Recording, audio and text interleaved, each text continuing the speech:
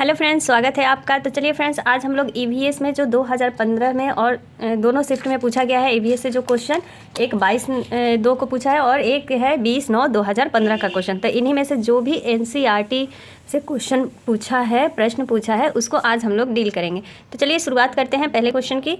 इस पौधे में पत्तियां हैं जिन्हें सब्जी की तरह प्रयोग में लाया जाता है। इनके बीजों से तेल प्राप्त किया जाता है। यह पौधा है, मतलब देखिए यहाँ क्या कह रहा है कि ये ऐसा पौधा है जिसकी सब पत्तियों का प्रयोग भी लाया जाता है और इसके बीज से जो है वो तेल भी प्राप्त होता है।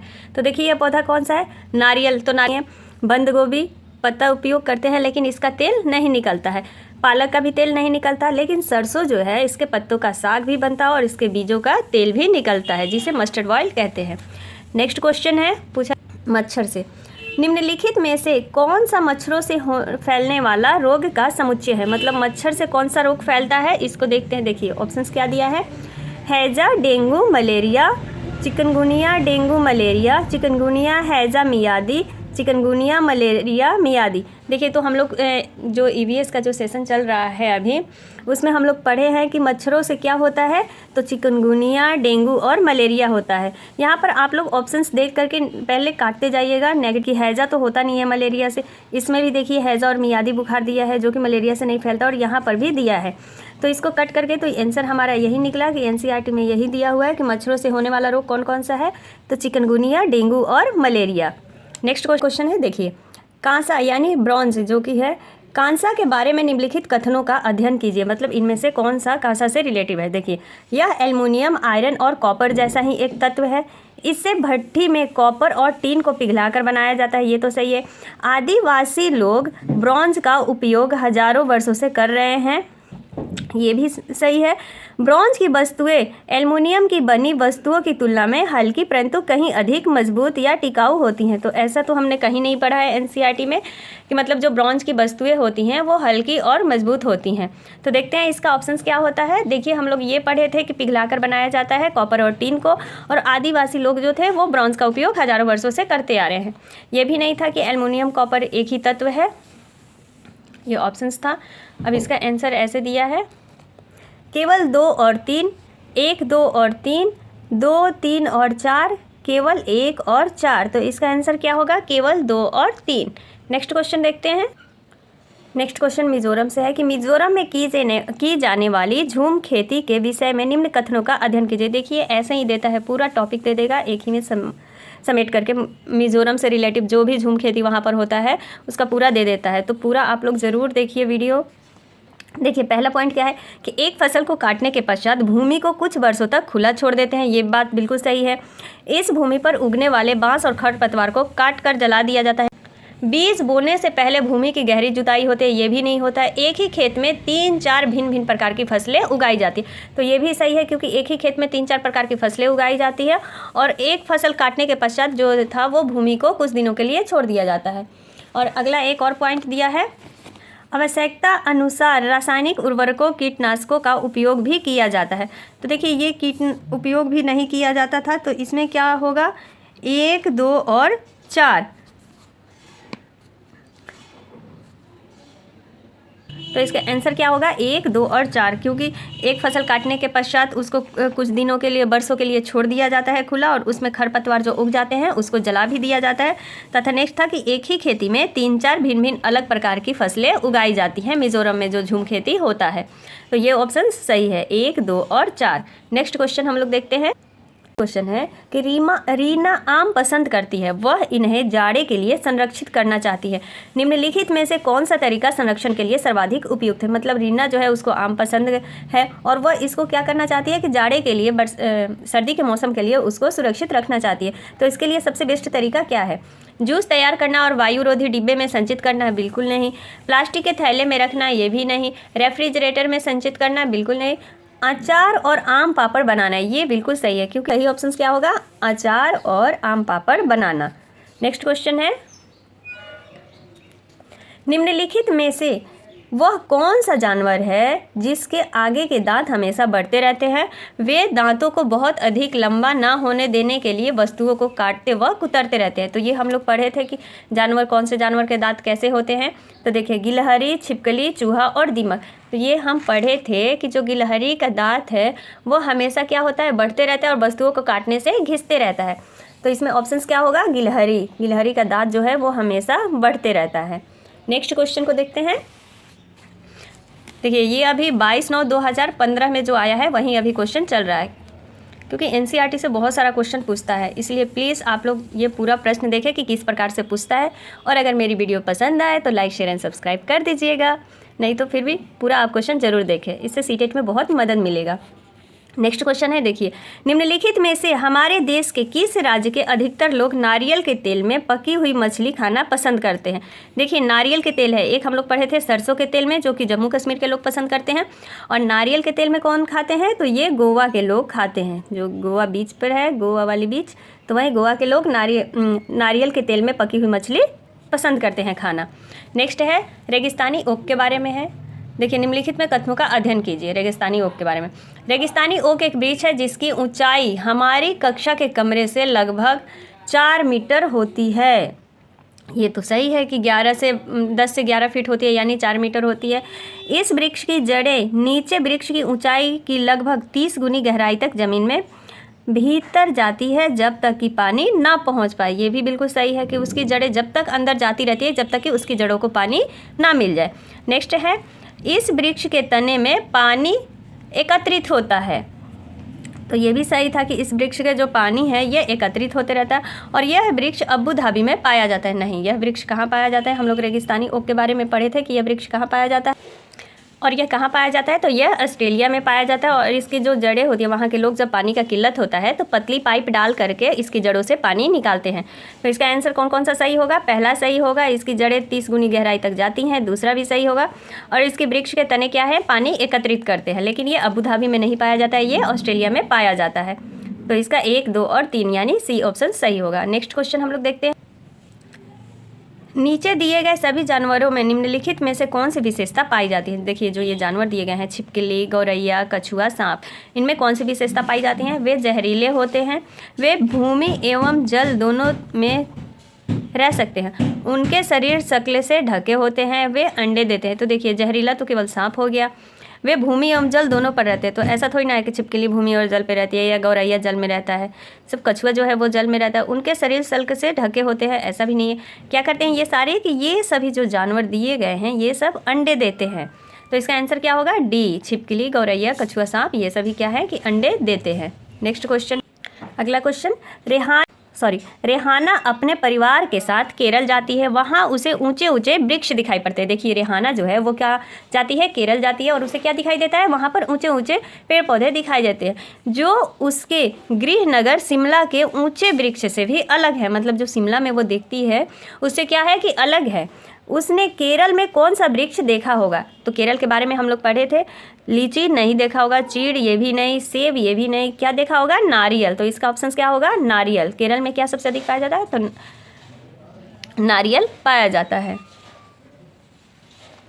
अगला क्वेश्चन है, बच्चों द्वारा सब्जी बाजार से इकट्ठी की गई, मतलब जो बच्चे हैं उन्होंने कुछ सब्जियां लाई हैं और उन्हें पहचानना है कि जिनके भीतर बीज होता है। मतलब इतनी सारी ये सब्जियां लाए हैं, आलू, टमाटर, नाशपाती, चिक्कू, भिंडी, करेला, प्याज, खीरा, इनके अंदर बीज, मतलब कौन सी सब्जी के अंदर बीज पाया जाता है, इन ऑप्शंस में ढूंढना है जितने सारे ये दिया गया।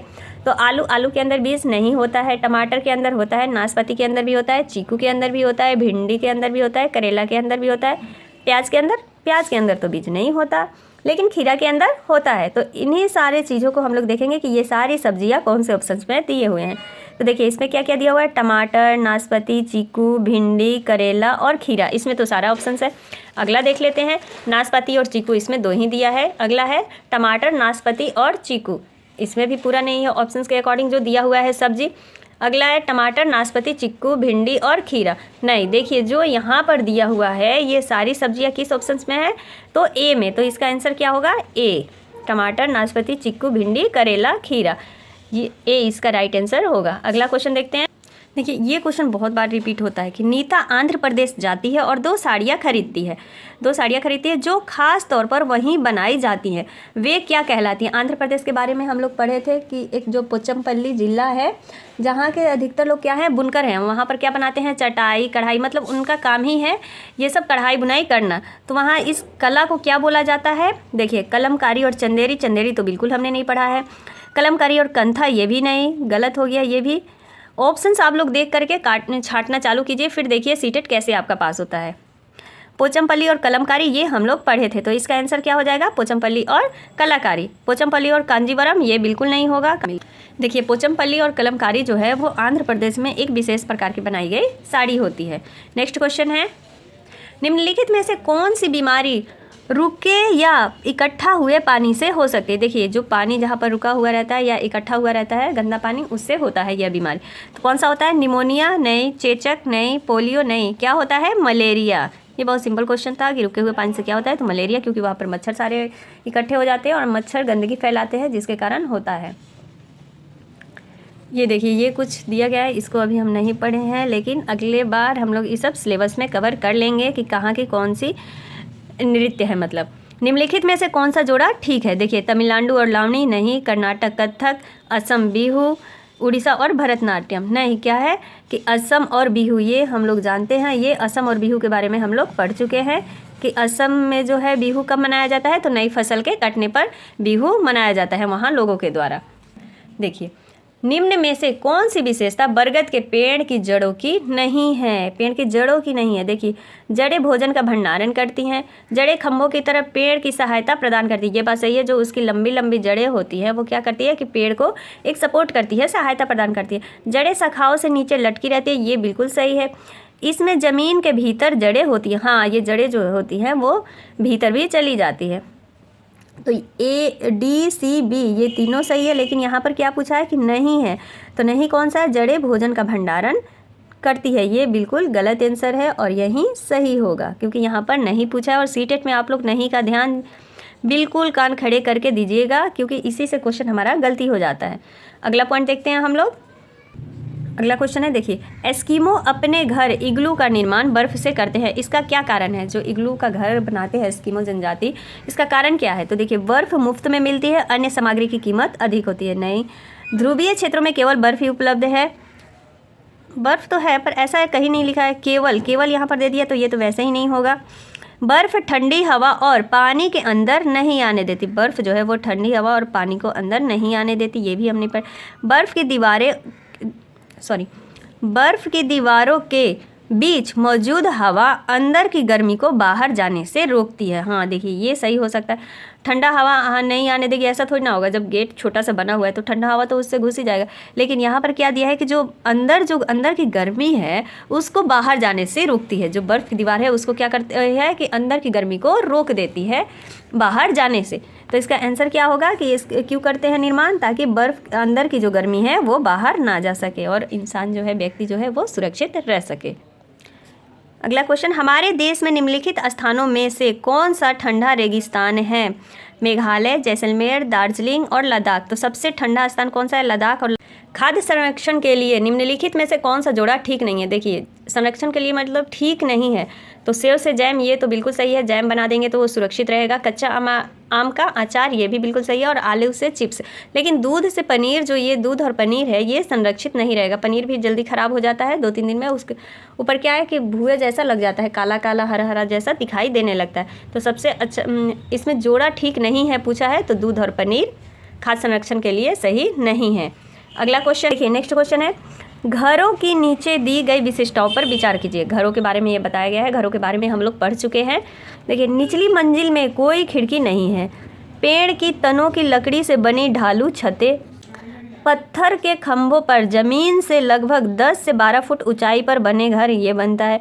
पत्थर, गारा और चूने से बनी मोटी दीवारें, लकड़ी के फर्श, ये कहाँ के बारे में पूछ रहा है। तो देखिए यहाँ पर दे भी दिया हुआ है क्वेश्चन में कि लेह और लद्दाख के घरों में ऊपर दी गई कौन सी विशेषताएं पाई जाती है। अच्छा, लेह और लद्दाख के बारे में पूछ रहा है। तो लेह और लद्दाख में कौन से पाए जाते हैं? तो निचली मंजिल में कोई खिड़की नहीं होती है और इसमें पत्थर, गारा और चूने से बनी मोटी दीवारें बनाई जाती है लद्दाख में, तथा लकड़ी के फर्श होते हैं। तो इसमें ये जो है ये असम में पाया जाता है। 10 से 12 फुट बने ऊंचाई घर कहाँ पाए जाते हैं? तो असम में। तो इसका लद्दाख में कौन सा घर पाया जाता है? तो एक, निचली मंजिल में कोई खिड़की नहीं होती। दूसरा है पत्थर, गारा और चूने से बनी मोटी दीवारें तथा लकड़ी के फर्श। यानी इसका आंसर कौन सा होगा? 1, 4 और 5। ए आंसर इसका सही होगा। देखिए कौवा से रिलेटिव क्वेश्चन पूछा है कि निम्नलिखित का अध्ययन कीजिए। ऐसे ही लंबा लंबा दे देता है। कौवा पेड़ की ऊंची डाल पर अपना घोंसला बनाता है। कौवा जो है वो सबसे ऊंची डाल पर अपना घोंसला बनाता है और इस घोंसले को बनाने में कई प्रकार की चीज़ें, यहाँ तक कि लकड़ी की शाखाएं और लोहे के तार का भी इस्तेमाल करता है। एक चालाक पक्षी भी है जो अपना घोंसला नहीं बनाता और कौवे के घोंसले में अंडे दे देता है। बेचारा कौवा अपने अंडों के साथ साथ इन अंडों को भी सेता है। ये कौन सा पक्षी है जो कि भाई कौवे के घोंसले में अंडा रख देता है? तो इसके बारे में हम लोग पढ़े थे कि कौन सा पक्षी है? कोयल, शकरखोरा, कलचिड़ी, बसंत गौरी। तो कौन सा पक्षी था? कोयल। कोयल इसका सही आंसर होगा ए। निम्नलिखित में से कौन सा बीज नहीं है? निम्नलिखित में से कौन सा बीज नहीं है? साबूदाना, सौंफ, गेहूँ, काली मिर्च। तो साबूदाना जो है वो बीज नहीं है, लेकिन सौंफ बीज है, काली मिर्च बीज है और गेहूं भी बीज है। साबूदाना जो है वो बीज नहीं है। तो आप लोग ऑप्शंस देख करके भी आंसर को टिक आउट कर सकते हैं। तो ये फ्रेंड्स 2015 में जो पूछा गया था सवाल, जो 2015 में जो 2 बार सीटेट हुआ था, उन्हीं का सारा एनसीईआरटी से जितना भी क्वेश्चन पूछा गया था मैं आज यहाँ पर लाई हूँ। लेकिन एनसीएफ से जो भी क्वेश्चन पूछा है वो अभी जो हम लोग पढ़े हैं टॉपिक उसी से प्रश्न था।